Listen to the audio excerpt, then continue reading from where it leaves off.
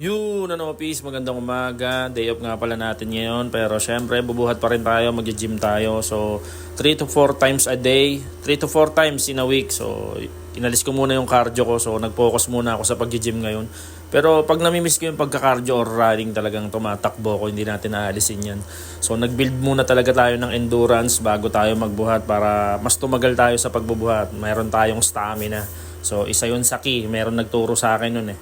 So yan, nag-ano ako squat. So ano ko ngayon, leg day. So pakita ko sa inyo yung ibang ginagawa ko kapag leg day. So ayan, Romanian deadlift. So hindi ko alam kung tama yung form ko. Hindi ko pa na-perfect pero madali namang ayusin yan. Tapos yan, nagano tayo, leg raise. Tama ba, leg raise ba tawag dito? Basta yon.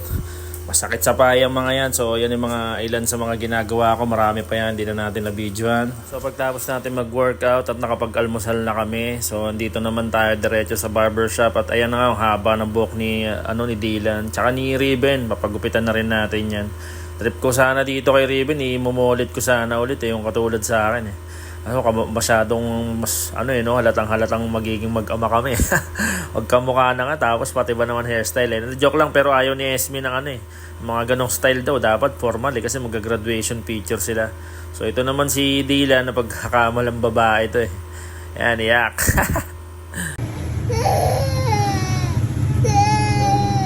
Yun, 12:20 na at di tayo nakapagluto, gawa ng tinanghali na. Bumili na lang kami ng lutong ulam yan, pritong manok. So namiss na po nila magpritong manok, bihira na ako kasi talaga magprito-prito din eh. Yan, nakain na sila. So pinapauna ko na sila, kakain na rin ako dyan. Kasunod dyan si Dylan nakatulog na, iyak kasi nang iyak kanina eh. So ito yung tanghalian natin mga peace, fasting nga din pala ako. Hindi ako nag-almusal kanina, sila lang yun. So ayan, gatas, tapos itlog, tapos yan, pipino. Pero pag trip ko kumain ng kanin, kakain talaga ako ng kanin talaga. Binabalanse ko lang talaga yung kain ko. So ayan, fast forward, pagdating ng hapon, so pinunta namin sila sa playground. Syempre, paglaruin natin sila. So mas lumapit na kami dito sa playground kasi nga nakalipat na kami mga peace.